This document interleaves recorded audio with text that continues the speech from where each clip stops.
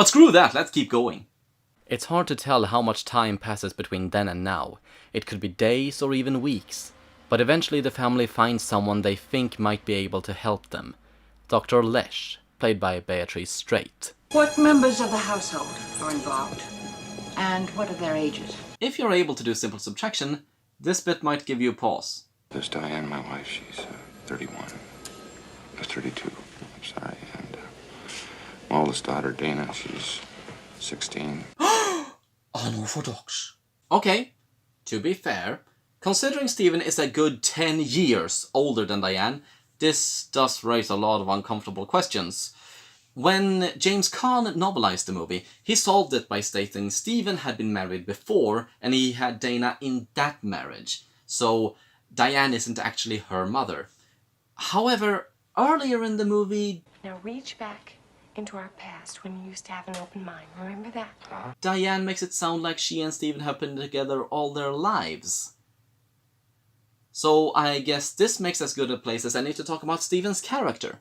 The more I think about it, the more I realize Stephen is actually a remarkably likable character, because by all accounts he shouldn't be. He is everything an American man is supposed to be by 1980 standards. He's successful at a job that supports his entire family. He's the guy to arrange barbecues and football games for the rest of the neighborhood. He's a loving husband who knows how to make his wife happy, and he genuinely cares for his kids. All at the same time. And there is no arrogance about it. He's really more humble than he should be for having all of that. What I'm saying is he's too perfect to seem like a real person, like he sets a standard that's way too high and should invite scorn on principle. And yet no. Part of it, I think, is Nelson's performance. He manages to stay in the moment with the characters and never appears as if he's above any of it. And he knows when to be stoic and when to be humble. And this scene is a perfect example of that. Stephen has tried to be strong for his family. He has tried to provide for them, he has tried to protect them, but now he realizes he's out of his depth. He needs help.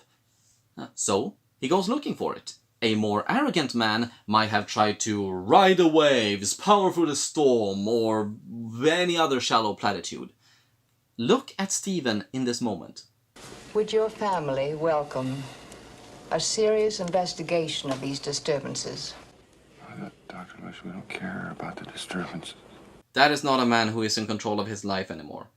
That is a man who is barely hanging on.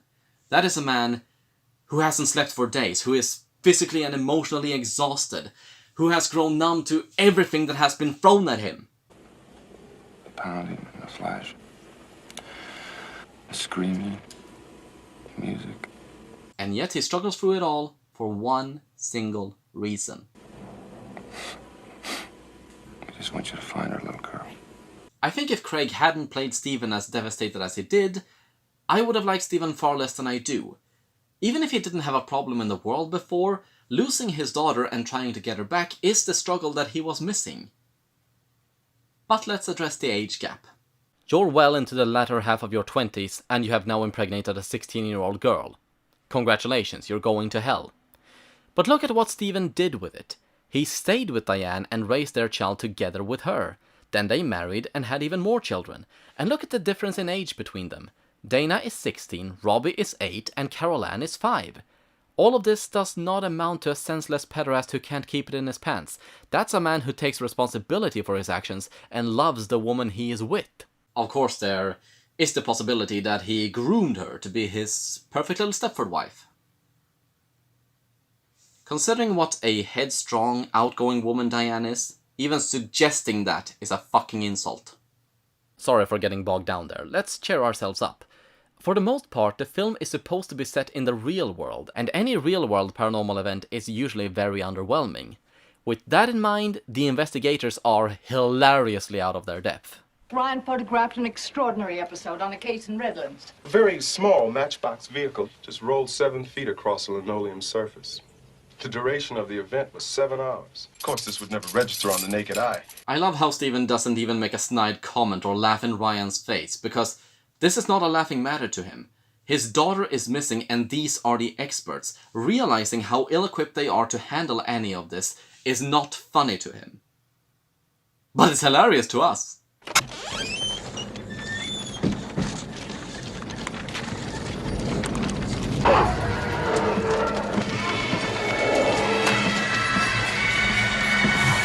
and this bit with the ghost injecting some humor into the proceedings goes on for a while. The determination as to whether your home is haunted is not very easy. What I meant to say was it might very well be a poltergeist. It's a type of humor that's polluted everything today, with the rug pulled out from under the experts by lay people. But it doesn't feel like the characters are winking at the camera while doing it here, which is a breath of fresh air. And now to finally explain what in the 80s was a very mysterious and eye-grabbing film title. Poltergeist are usually associated with an individual. Hauntings seem to be connected with an area. You're not wrong, but you're rolling with half-truths here. The reason poltergeists are usually associated with an individual is because they're not really ghosts at all. They are manifestations of latent psychokinetic abilities made manifest during puberty because of hormonal changes. Or at least that's the parapsychological interpretation of poltergeists, I think. I may be wrong, but I think. There is a spiritual interpretation of poltergeist as well. The word means noisy ghost, because they're the ones that literally go bump in the night. But I don't remember what that interpretation is. Either way, it's a very marketable title, so we can let it slide. Even so, I dare say it's intentional. Dr. Casey points out another key difference between hauntings and poltergeists is that while hauntings can go on indefinitely, poltergeist activity doesn't usually last longer than a few months. Are you telling me that all of this could just suddenly end at any time? Yes, it could. Unless it's a haunting. See? Even the movie admits the title is misleading, creating an actual mystery. And if you don't want that mystery revealed to you, you might want to stop the video here.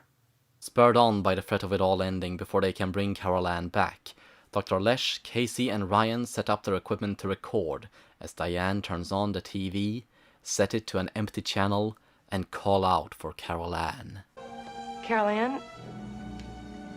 It's Mommy, sweetheart. We want to talk to you. Can you say hello to Daddy?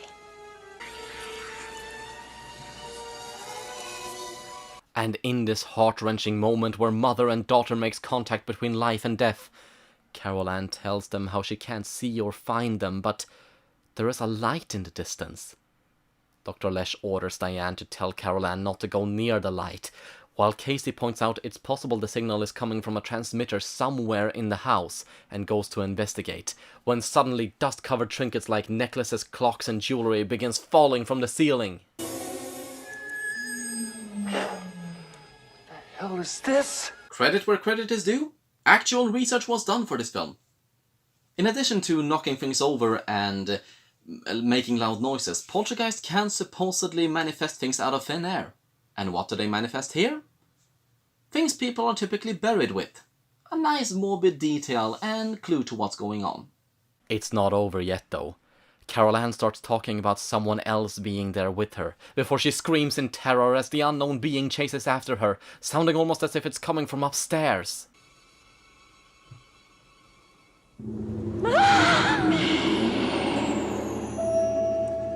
She just moved through me.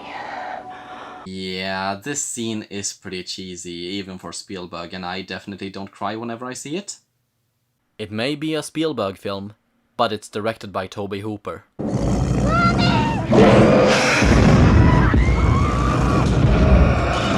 Casey may have been spared from the emotional roller coaster downstairs, but he may have rather been there, as his attempt to enter Carol Ann's bedroom left him bitten.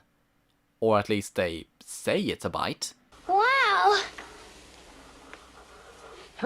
Think we'll spend the night downstairs. From the director of Texas Chainsaw Massacre and Jaws! A light nibble! Diane refuses to leave the house without Carol Ann, and Stephen won't leave anyone alone in the house, and for the time being they have nowhere to put Robbie. But Dana leaves the house to stay with friends while the investigators make themselves comfortable for the night. They will keep watch while the family rests, and they begin discoursing about what is going on inside the house, specifically where the voice in the TV is coming from. The absence of a signal on a channel that is not receiving a broadcast means that it is free to receive a lot of noise from all sorts of things. Again, actual research went into this. What they just described is the basic principle of a ghost box. A ghost box, if you're not familiar, it's basically a broken radio that keeps moving between frequencies, hoping to pick something up. The idea being, if ghosts are present, they will interfere with magnetic resonance, causing electronic voice phenomenon, which the box can then pick up. But if I'm entirely honest, I think you're more likely to pick up the evening news with those things. Also, just to have it said, for being an 80s film, all the women are surprisingly strong characters. Diane isn't just a vapid trophy wife of Steven's. She has a clear personality and expresses herself independently, and when Steven doesn't know what to do, she picks up the slack where it's needed. How long have you been investigating haunted houses? Well, Mrs. Freeling, Diane. Some of you may point to the production credits and say Kathleen Kennedy, so of course. To that I say, it's the producer's job to scout for projects that they want to back, and then, while taking budget into consideration, they find locations and actors and props and writer and director if it's necessary. It wasn't in this case. Point being, I think Kennedy got some really good actors for this movie, but she was not involved in the writing or direction of it. All of that is down to Spielberg and Hooper. It's like another side of nature, you know, a side that you and I are not qualified to understand. I am a professional psychologist who spent most of my time engaged in this ghostly hobby, which makes me, I suppose, the most irresponsible woman of my age that I know. Bastard, she's just a baby! They won't let you in. We'll just see about that. They are shown as flawed but headstrong women who does the best with what they can, and instead of panicking at anything they don't understand, they struggle to understand. Emphasis on struggle. While Dr. Lesh has never dealt with a paranormal event this pronounced, she does know more than anyone else in the house. So when Robbie begins questioning what all of this means, if he could die and be trapped in the house, Dr. Lesh is the first to fill in how she believes all of this works. Some people die, but they don't know that they've gone. You think they're still alive? I really like the way she explains it, because she manages to condense very difficult and existential concepts to something a child would understand.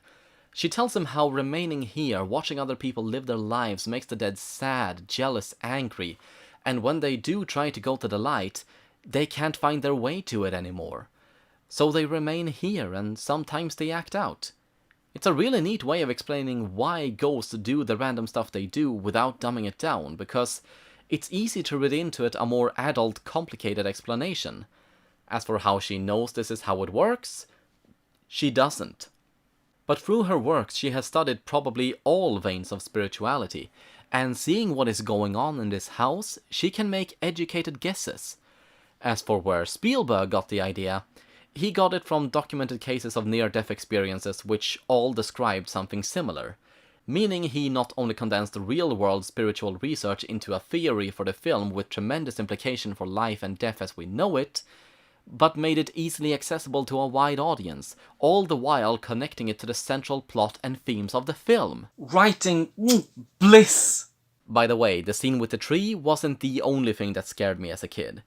Casey and Ryan keep watch while everyone else rests, and when Casey goes for a snack and puts a steak directly on a counter like an asshole, he gets a bit more than gastroenteritis to worry about.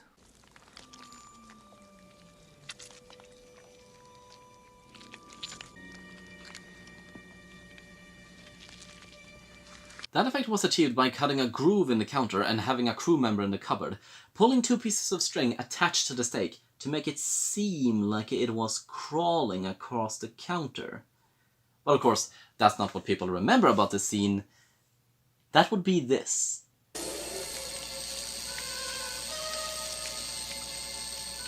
And that's when 6-year-old me started crying into my hands. Ah, childhood.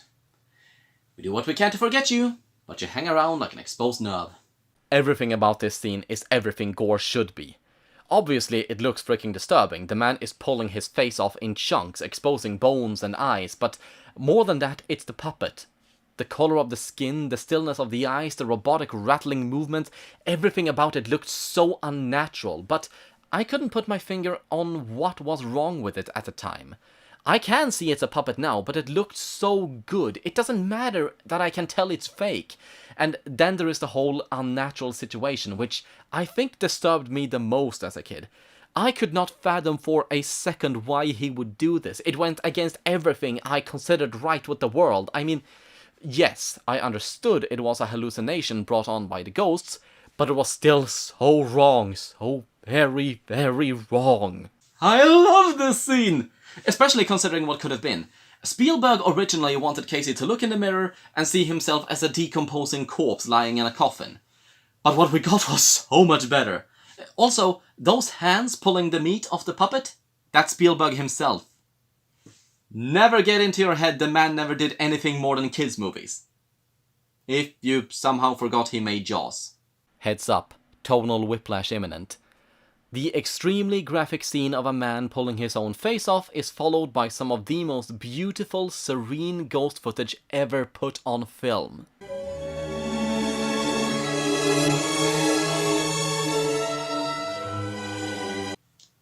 Yes. This movie is definitely where I got my impression of ghosts as shapeless forces floating in midair. Originally, this was supposed to be the first glimpse we got of the poltergeist.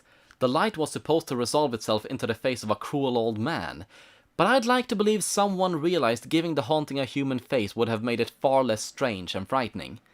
As it is, the footage just kind of exists for us to make whatever we want of it. The more important aspect is the aftermath, where the investigators rewind the footage and find every single one of those orbs floating in the air was a human soul in an otherworldly procession. Look at all of them. Is that our house? Where are they coming from? I don't know. My personal interpretation is the great bright spirit all of them were following was in fact Carol Ann trying to find her way home. But considering she should have showed up on camera, I don't know. It's just the best explanation that I can think of. In the morning, many of the characters go their separate ways. Ryan stays to look after the family, but Casey left never to come back. Dr. Lesh has decided to reach out for further help, and the kids are sent away to live with their grandmother. Even Steven leaves for a bit, as his boss comes by to check up on him after his long absence. Are the rest of the block dark too? No, it's just us. Got some electrical problems as well here. Again, subtle clues. I love it! Also, this scene where Diane has a quiet moment at home and just wonders if maybe things have quieted down for a bit and maybe she can hear her daughter. Carol Ann?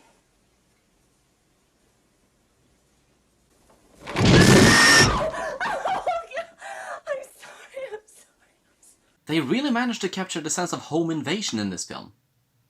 Also, that was the very first scene that was shot for the movie.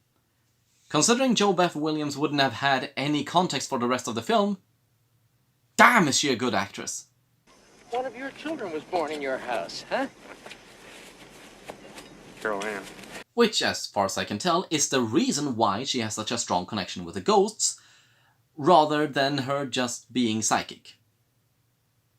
But we have been watching this movie for a while now, and we've had plenty of subtle clues and implications to what's going on, but so far nothing suggested a root cause. Steven is taken for a drive by his boss, Mr. Teague, played by James Karen, who is concerned he might be losing his best salesman. So he's got one hell of an offer for him. He offers Steven full partnership in the company and an all-new house built right on the hillside where they're standing. How much room for a pool is there? We've already made arrangements for relocating the cemetery. Oh, come on. I mean, that's sacrilegious, isn't it? Depends on what religion you follow. But seeing as this movie takes an almost secular view on spirituality, maybe just take it for granted you should treat the dead with respect. Don't worry about it. After all, it's not ancient tribal burial ground. It's just people. Native American land was a favorite superstition of writers and directors for a while. And even today, in certain areas of the United States, myths regarding vengeful spirits thrive. And why would disrespecting the burial ground of one people be more offensive towards the dead than another? Besides, we've done it before. When? In '76. Right down there. And we finally have a clue that starts tying all of the events together. But it doesn't explain everything. I mean, moving cemeteries for construction reasons, it's a relatively normal occurrence. It's costly, but it happens. All of the area is photographed and documented, and all of the remains are exhumed and inhumed somewhere else, usually pretty much the same way it was. And the dead doesn't usually have a problem with that, on account of them being, you know, dead. Mr. Teague tells Stephen as much. It's not as if they're desecrating the land, they simply move their remains and memorials a bit further away, barely 5 minutes down the road, and... yeah, he has to admit that sounds fine. I mean, that has to be okay. Okay with whom? Whomever might complain. Nobody's complained until now. Poetic justice. Best kind of justice.